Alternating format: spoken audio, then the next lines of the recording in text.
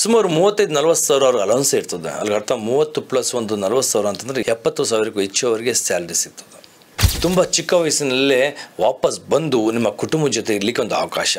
ಉದಾಹರಣೆಗೆ ಇಸ್ರೇಲ್ನಲ್ಲಿ 84 ಲಕ್ಷ ಜನಸಂಖ್ಯೆ ಇದ್ದರೂ ಕೂಡ ವರ್ಲ್ಡಲ್ಲಿ ಯಾವ ದೇಶದ ಜೊತೆನೂ ಕೂಡ ಯುದ್ಧ ಮಾಡಲಿಕ್ಕೆ ತಯಾರಾಗ್ಬಿಡ್ತಾರೆ.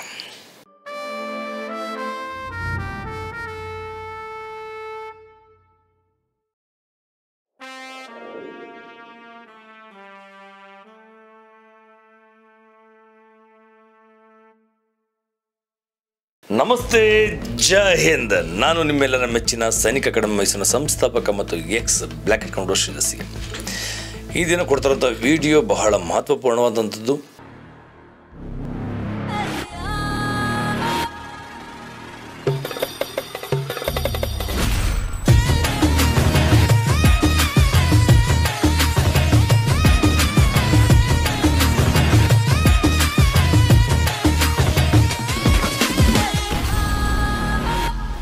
ಅಗ್ನಿಪಥ್ ಸ್ಕೀಮು ಬಂದ ನಂತರ ಭಾಳಷ್ಟು ಪೋಷಕರು, ಯುವ ಪೀಳಿಗೆ ಅವ್ರು ಕನ್ಫ್ಯೂಷನ್ ಆಗಲಿಕ್ಕೆ ಮುಖ್ಯ ಕಾರಣ ನಮ್ಮ ಪೊಲಿಟಿಷಿಯನ್ಸ್.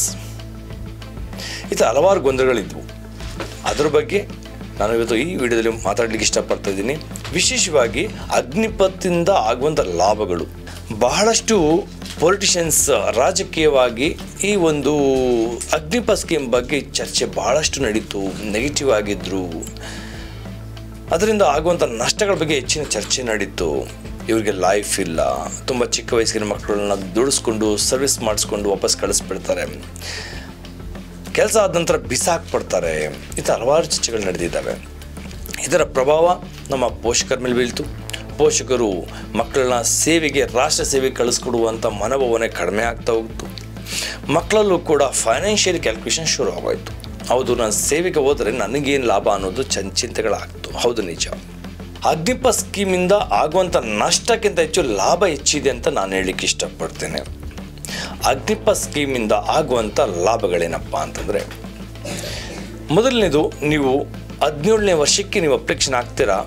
ಸೆಲೆಕ್ಷನ್ ಆದ ನಂತರ ಕೇವಲ 4ನೇ ವರ್ಷದಲ್ಲಿ, ಅಂದರೆ ಅರ್ಥ 17 ವರ್ಷ 6 ತಿಂಗಳಲ್ಲಿ ಹೋದರೆ 21 ವರ್ಷ 22ನೇ ವರ್ಷದಲ್ಲಿ ನೀವು ವಾಪಸ್ ಬಂದುಬಿಡ್ತೀರಾ. ಹೆಂಗೆಲ್ಲ ಹೋಗ್ತಾರೆ, ಹೆಂಗೆಲ್ಲ ವಾಪಸ್ ಬರ್ತೀರಾ. ತುಂಬ ಚಿಕ್ಕ ವಯಸ್ಸಿನಲ್ಲೇ ವಾಪಸ್ ಬಂದು ನಿಮ್ಮ ಕುಟುಂಬದ ಜೊತೆ ಇರಲಿಕ್ಕೆ ಒಂದು ಅವಕಾಶ.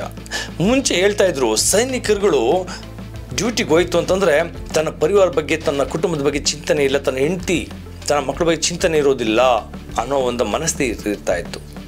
ಇವಾಗ 4 ವರ್ಷ ಮುಗಿಸಿ ವಾಪಸ್ ಬರ್ತಾರೆ. ಬಂದು ಆರಾಮಾಗಿ ತನ್ನ ಜೀವನನ ರೂಪಿಸ್ಕೊಳ್ತಾನೆ. ಇಲ್ಲೂ ಕೂಡ ಬಂದು ಪ್ರೈವೇಟ್ ಕಂಪ್ನಿಗಳಲ್ಲಿ ಒಳ್ಳೊಳ್ಳೆ ಕೆಲಸಗಳು ಸಿಗ್ತವೆ. ರಿಸರ್ವೇಷನಲ್ಲಿ 10% ಸೆಂಟ್ರಲ್ ಗೌರ್ಮೆಂಟಿಂದ ಅವಕಾಶಗಳು ಸಿಗ್ತಾ ಇದೆ. ಬಂದ ನಂತರ ಸುಮಾರು 11 ಲಕ್ಷಕ್ಕೂ ಹೆಚ್ಚು ಹಣ ಸಿಗ್ತಾ ಇದೆ. ಅದಕ್ಕಿಂತ ಹೆಚ್ಚು ಗೌರವ ಸಿಗ್ತಾ ಇದೆ. ಎಕ್ಸ್ ಅಗ್ನಿವೀರ್ ಅನ್ನೋ ಒಂದು ಪಟ್ಟ ಸಿಗ್ತಾ ಇದೆ. ಕ್ವಾಲಿಫಿಕೇಷನ್ ಇಲ್ಲಿ ಅಥವಾ ಸ್ಕಿಲ್ಸಲ್ಲಿ ಇಂಪ್ರೂವ್ಮೆಂಟ್ ಕಾಣ್ತಾ ಇದೆ. ಜವಾಬ್ದಾರಿ ಹೆಚ್ಚಾಗ್ತಾ ಇದೆ. ಶಿಸ್ತಿನಿಂದ ತನ್ನ ಕುಟುಂಬವನ್ನು ಬೆಳೆಸುವಂಥ ಶಕ್ತಿನ ಹೆಚ್ಚಿಸ್ಕೊಳ್ತಾನೆ. ಜೊತೆಗೆ ಅಗ್ನಿವೀರ್ ಮಕ್ಕಳುಗಳು ಕಂಟಿನ್ಯೂ ಮಾಡಲಿಕ್ಕೆ ಕೂಡ ಅವಕಾಶಗಳು ಸಿಗ್ತಾ ಇದೆ. ತುಂಬ ಚಿಕ್ಕ ವಯಸ್ಸಲ್ಲಿ ಇಷ್ಟೊಂದು ಲಾಭಗಳಿದೆ ಅಲ್ವಾ. ಮೊದಲು ಹೇಳ್ತಾ ಇದ್ರು, ಅಯ್ಯೋ 15-20 ವರ್ಷ ಬರಲಿಕ್ಕೆ ಆಗೋದಿಲ್ವಲ್ಲ, ಸೈನಿಕರು ಹೋದರೆ ತನ್ನ ಕುಟುಂಬನ ಹೇಗೆ ಮಾಡ್ತಾನೆ, ಮದುವೆ ಆದರೆ ನನ್ನ ಮಗಳ ಕಥೆ ಏನು ಅಂತೇಳಿ ಹೆಣ್ಣೆತ್ತಂಥ ತಂದೆ ತಾಯಿಗಳು ಕೊರಗ್ತಾಯಿದ್ರು. ಈಗ ಅಂಥ ಪರಿಸ್ಥಿತಿನೇ ಇಲ್ಲ. 4 ವರ್ಷದ ನಂತರ ಬಂದು ಕೂಡ ತನ್ನ ಜೀವನ ರೂಪಿಸ್ಕೊಬೋದು, ತನ್ನ ಮಡದಿ ಜೊತೆ ಇರ್ಬೋದು.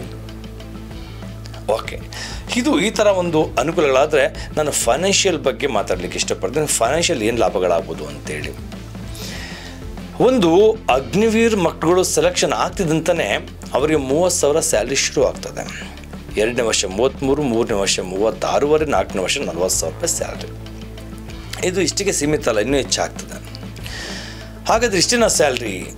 ಇಂಡಿಯನ್ ಮಿಲಿಟ್ರಿನಲ್ಲಿ, ಆರ್ಮಿ, ಏರ್ ಫೋರ್ಸಲ್ಲಿ ಮೊದಲು ಒಂದು ಪ್ಯಾಕೇಜ್ ಬೇಸಿಕ್ ಸ್ಯಾಲ್ರಿ ಇಷ್ಟು ಸಿಗುತ್ತೆ ಅಂತ ತಿಳಿಸ್ತಾರೆ. ಇಂಡಿಯನ್ ಮಿಲಿಟ್ರಿಲಿ ಒಂದು ಬೇಸಿಕ್ ಸ್ಕೇಲ್ ಏನಿದೆ, ಒಂದು 30,000 ಅಂತ ಶುರು ಮಾಡಿದ್ದಾರೆ ಅಷ್ಟೇ. ಆದರೆ ಅದಕ್ಕಿಂತ ಹೆಚ್ಚು ನಿಮಗೆ ಸ್ಯಾಲ್ರಿ ಸಿಗುತ್ತೆ. ಹೇಗೆ ಅಂತ ನಿಮ್ಗೆ ಹೇಳಲಿಕ್ಕೆ ಇಷ್ಟಪಡ್ತೀನಿ. ಡಿ ಎ ಆಗಿರ್ಬೋದು. ಜೊತೆಗೆ ಅವರು ಯಾವ ರಿಸ್ಕ್ ಏರಿಯಾದಲ್ಲಿ ಡ್ಯೂಟಿ ಮಾಡ್ತಿದ್ದಾರೆ ಅದ್ರ ಮೇಲೆ ಡಿಪೆಂಡ್ ಆಗ್ತದೆ. ಉದಾಹರಣೆಗೆ ಪೀಸ್ ಏರಿಯಾದಲ್ಲೂ ಇದ್ರೂ ಕೂಡ, ಪೀಸ್ ಮೀನ್ಸ್ ಯಾವುದಾದ್ರು ಸಿಟಿಗಳಲ್ಲಿ ಜೀವನ ಮಾಡ್ತಿದ್ರು ಕೂಡ ಅಲ್ಲಿಗೆ ಅದಂಥ ಒಂದಿಷ್ಟು ಅಂತ ಅಲೌನ್ಸ್ ಇರ್ತದೆ. ಒಂದು 5,000ನೋ 10,000ನೋ ಈ ಥರ ಎಷ್ಟು ಅಲೌನ್ಸ್ಗಳನ್ನ ಸಿಗ್ತದೆ. TAD ಏನಾದ್ರು ಟ್ರಾನ್ಸ್ಪೋರ್ಟೇಷನ್ ಹೊರಗಡೆ ಏನಾದರೂ ಡ್ಯೂಟಿಗೆ ಹೋದಾಗ TD ಅಂತ ಡ್ಯೂಟಿ ಹೋದಾಗ ಟೆಂಪರರಿ ಡ್ಯೂಟಿಗೆ ಅಲ್ಲೂ ಕೂಡ ಅಲೌನ್ಸಸ್ ಸಿಗ್ತದೆ. ನೆಕ್ಸ್ಟು ರಿಸ್ಕ್ ಏರಿಯಾ ಬಂದಾಗ ಒಂದು semi field high altitude glacier ಈ ಥರ ಹಲವಾರು ಪ್ರದೇಶಗಳಿರ್ತವೆ. ಆ ಪ್ರದೇಶದ ಮೇಲೆ ಡಿಪೆಂಡ್ ಮಾಡಿ ಅವರು ಕೂಡ ಅಲೌನ್ಸಸ್ ಸಿಗ್ತದೆ. ಕೆಲವೊಂದೆಡೆ ನೀವು ಗ್ಲೇಸಿಯರ್ ಕಡೆ ಹೋಗ್ತಂದ್ರೆ ನಿಮ್ಮ ಸ್ಯಾಲ್ರಿಗಿಂತ ಹೆಚ್ಚು ಅಲೌನ್ಸ್ ಸಿಗುತ್ತೆ. ಅಲ್ಲಿ ಸುಮಾರು ಗ್ಲೇಸಿಯರ್ 1, 2, 3 ಫಸ್ಟ್, ಸೆಕೆಂಡ್, ಥರ್ಡ್ ಅಂತ ಇರ್ತದೆ. ಅಲ್ಲಿಗೆ ಹೋದರೆ ಮಕ್ಕಳುಗಳು ಅಗ್ನಿವೀರ್ ಮಕ್ಕಳು ಸುಮಾರು 35-40 ಸಾವಿರ ಅವ್ರಿಗೆ ಅಲೌನ್ಸ್ ಇರ್ತದೆ. ಅಲ್ಲಿಗೆ ಅರ್ಥ 30 + 1 40 ಸಾವಿರ ಅಂತಂದರೆ 70 ಸಾವಿರಕ್ಕೂ ಹೆಚ್ಚು ಅವರಿಗೆ ಸ್ಯಾಲ್ರಿ ಸಿಗ್ತದೆ. ಸ್ಯಾಲ್ರಿಗೋಸ್ಕರ ಅಷ್ಟೆಲ್ಲ ಕಷ್ಟ ಇದೆಯಲ್ಲ ಅಂತ ಅನ್ಕೋಬೋದು. ಆದರೆ ನೀವು ಸ್ಯಾಲ್ರಿ ಬಗ್ಗೆ ಚಿಂತೆ ಮಾಡಿದಾಗ ಅಕಸ್ಮಾತ್ ಯಾರಾದರೂ ಫೈನಾನ್ಷಿಯಲಿ ಚಿಂತೆ ಮಾಡಬೇಕಿದ್ರೆ ಅಂಥವ್ರಿಗೆ ನಾನು ಹೇಳ್ತಾ ಇರೋಂಥದ್ದು, ಯಾರಿಗೆ ಸೇವೆ ಮಾಡ್ತಾ ಇದ್ದೀವಿ, ನಂಗೆ ತೃಪ್ತಿ ಇದೆ, ಆತ್ಮತೃಪ್ತಿ ಇದೆ, ನಾನು ಯೂನಿಫಾರ್ಮ್ ಹಾಕ್ಕೊಂಡಿದ್ದೀನಿ, ಬಂದಕ್ಕೆ ಇಟ್ಕೊಂಡಿದ್ದೀನಿ, ನಾನು ದೇಶ ಸೇವೆ ಮಾಡ್ತಾ ಇದ್ದೀನಿ, ಶತ್ರುಗಳನ್ನ ಎದುರಿಸ್ತಾ ಇದ್ದೀನಿ ಅನ್ನೋಂಥವ್ರಿಗೆ ಈ ಹಣದ್ದು ಯಾವುದೇ ರೀತಿ ಲೆಕ್ಕಾಚಾರಗಳು ಬರೋದಿಲ್ಲ. ಅವ್ರಿಗೆ ನಮ್ಮ ಡಿಫೆನ್ಸ್ ಖಂಡಿತ ಅವ್ರು ಸಪೋರ್ಟ್ ಮಾಡ್ತಾರೆ. ಡಿಫೆನ್ಸ್ ಇಲ್ಲಿವರೆಗೂ ಕೂಡ ಯಾವುದೇ ಸೈನಿಕರಿಗೆ ಅಥವಾ ನಿವೃತ್ತ ಸೈನಿಕರಿಗೆ ಮೋಸ ಮಾಡಿಲ್ಲ, ಎಲ್ಲ ರೀತಿಯ ವ್ಯವಸ್ಥೆಗಳನ್ನ ಕೊಡ್ತಾ ಇದೆ.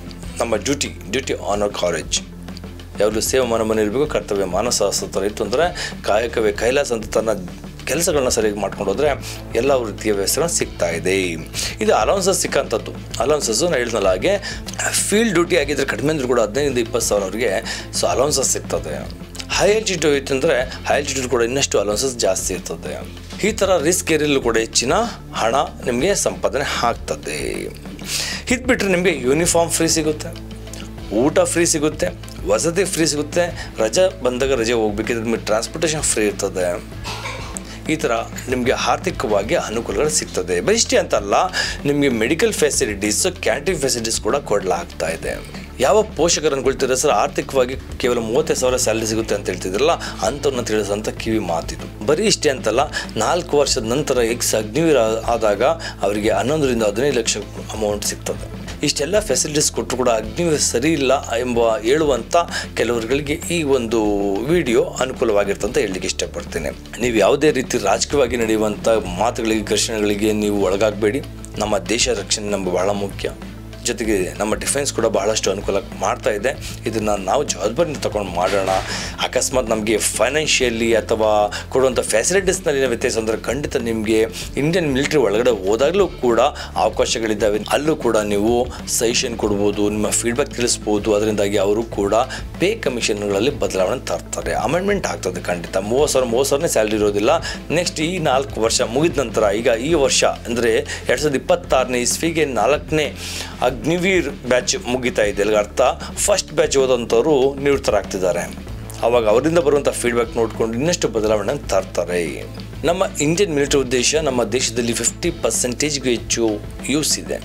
ಅಂಥ ಮಕ್ಕಳಿಗೆ ಅವಕಾಶ ಕೊಡಬೇಕು. ಅವರ ಶಿಸ್ತಿನಿಂದ ಇರಬೇಕು, ಜವಾಬ್ದಾರಿ ಹೊತ್ಕೊಬೇಕು, ದುಶ್ಚಟದಿಂದ ದೂರ ಇರಬೇಕು, ನನ್ನ ದೇಶ ಎಂಬ ಒಂದು ಕಿಚ್ಚಿರಬೇಕು.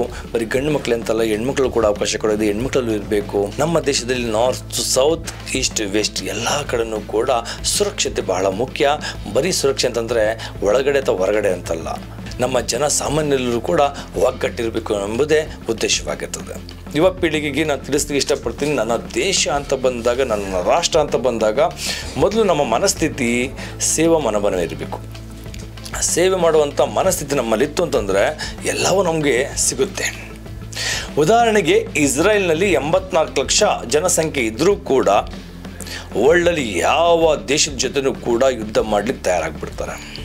ಯಾಕೆ ಅಂತಂದರೆ ಪ್ರತಿಯೊಂದು ಮನೆಯಲ್ಲೂ ಕೂಡ ಮಗುಗೆ ಇದು ನನ್ನ ರಾಷ್ಟ್ರ, ಇದು ನನ್ನ ದೇಶ, ಮೊದಲ ಆದ್ಯತೆ ನನ್ನ ದೇಶಕ್ಕೆ.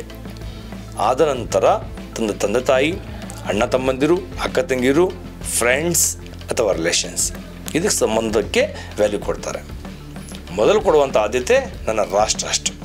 ಅದಕ್ಕೋಸ್ಕರನೇ ಅಷ್ಟು ಚಿಕ್ಕದಾಗಿರುವಂಥ ದೇಶ ಎಲ್ಲ ದೇಶದ ಜೊತೆನೂ ಕೂಡ ಹೋರಾಡಿ ತಯಾರಾಗಿದೆ. ನಮ್ಮ ದೇಶಲ್ಲೂ ಕೂಡ ಒಗ್ಗಟ್ಟಿರಬೇಕು, ಸೇವಾ ಮನೋಭಾವನೆ ಇರಬೇಕು ಅಂತಂದಾಗ ಮಾತ್ರ ಸಾಧ್ಯ ನಮ್ಮ ದೇಶದ ರಕ್ಷಣೆಯ ಹೊಣೆ ನಾವು ಹೊತ್ಕೊಳ್ಳಿಕ್ಕೆ. ಎಷ್ಟೋ ಮಕ್ಕಳುಗಳು, ಎಷ್ಟೋ ಪೋಷಕರು ನನ್ನ ಮಗನ ಅಷ್ಟೊಂದು ಸ್ಯಾಲ್ರಿ ಸಿಗಲ್ವಲ್ಲ, ಬಂದ ನಂತರ ಏನೋ ಜೀವನ, ಇನ್ನೇನು ಲಾಭಗಳಾಗ್ತವೆ, ಏನೇನು ನಷ್ಟಗಳಾಗ್ತವೆ ಅನ್ನೋದು ಕೇಳ್ತಾಯಿದ್ರು. ಅದ್ರ ಬಗ್ಗೆ ಈ ವಿಡಿಯೋನ ಸಂಪೂರ್ಣವಾಗಿ ತಿಳಿಸಿದ್ದೀನಿ. ಈ ವಿಡಿಯೋ ನೋಡಿದಂಥ ಎಲ್ಲ ಪೋಷಕರು, ಯುವ ಪೀಳಿಗೆ, ಇನ್ನಷ್ಟು ಯುವ ಪೀಳಿಗೆಗೆ ಅಥವಾ ಪೋಷಕರು ತಲುಪಿಸಿ. ಥ್ಯಾಂಕ್ ಯು, ನಮಸ್ತೆ, ಜೈ Hind.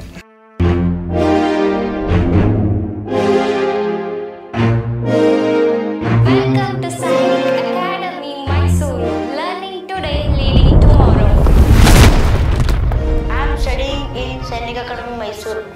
Sainik School and Rashtriya Military School and JNV and Morarji. We have become future military officers.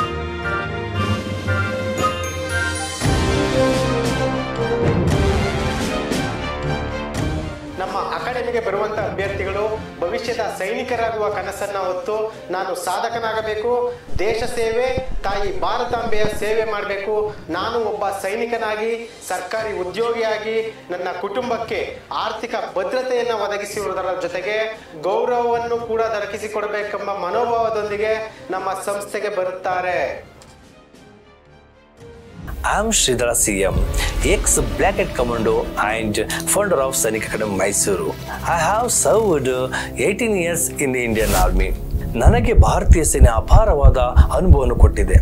ಈ ಅನುಭವದೊಂದಿಗೆ ದಕ್ಷಿಣ ಭಾರತದಲ್ಲಿ ಮೊಟ್ಟ ಮೊದಲ ಬಾರಿಗೆ ಸೈನಿಕ್ ಅಕಾಡೆಮಿ ಮೈಸೂರು ಎಂಬ ರೆಸಿಡೆನ್ಷಿಯಲ್ ಕೋಚಿಂಗ್ ಸೆಂಟರ್ನ ಸ್ಥಾಪನೆ ಮಾಡಿ ಇಲ್ಲಿವರೆಗೆ 361 ಆಕಾಂಕ್ಷಿಗಳು ಭಾರತಾಂಬೆ ಸೇವೆ ಸಲ್ಲಿಸುವಲ್ಲಿ ಯಶಸ್ವಿಯಾಗಿದ್ದಾರೆ.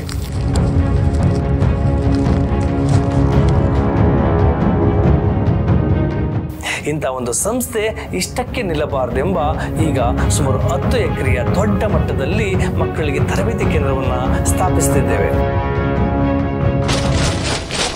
I want to become an NDA officer. I want to become an Indian Navy officer. I want to become an Marcos. I want to become a paracommando. I want to become an Agniveer soldier. I want to become a NST Black Cat Commando. My vision for SAM is to create a transformational learning environment that not only focuses on academic excellence but also developing strong character and military discipline in our candidates.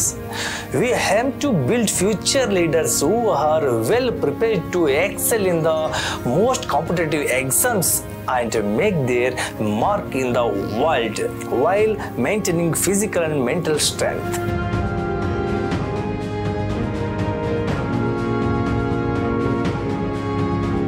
I had completed my NCC training, but I wasn't able to crack the CDS exam on my own.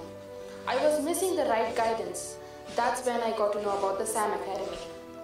At SAM, I got personalized coaching, and the faculty here are extremely dedicated to helping each student to excel. Thanks to SAM Academy, I feel prepared not just for the CDS exam, but for life itself. At SAM, our mission is to provide holistic education that blends academic excellence with military discipline. We aim to shape responsible citizens who not only excel in their careers but also uphold the value of our rich cultures. We believe in respecting our elders, seniors and parents, and we instill in our candidates the responsibility to preserve and honor these values. Our commitment is to guide every candidate in not only achieving their academic goals but also in becoming respectful and responsible individual for our nation's futures. We offer hostel facilities with personal lockers for every student. Our aim is to provide home-like comfort with healthy, nutritious food, hot water and a clean environment. Our campus features has amazing sports facilities including football, volleyball, and we have a 400-meter track, basketball court, and we also conduct a military obstacle course. Along with this, we offer yoga, meditation, and martial arts to help our students grow in strength, balance, and flexibility. Outdoor activities like trekking and educational trips. We also provide transportation and have a medical room for any emergencies, ensuring complete care and safety for your child. If you want your child to experience the perfect blend of education and military discipline and make the school and college life unforgettable, SAM Academy is the best place. Watching, we look forward to welcoming you to our SAM Academy. Jai Hind!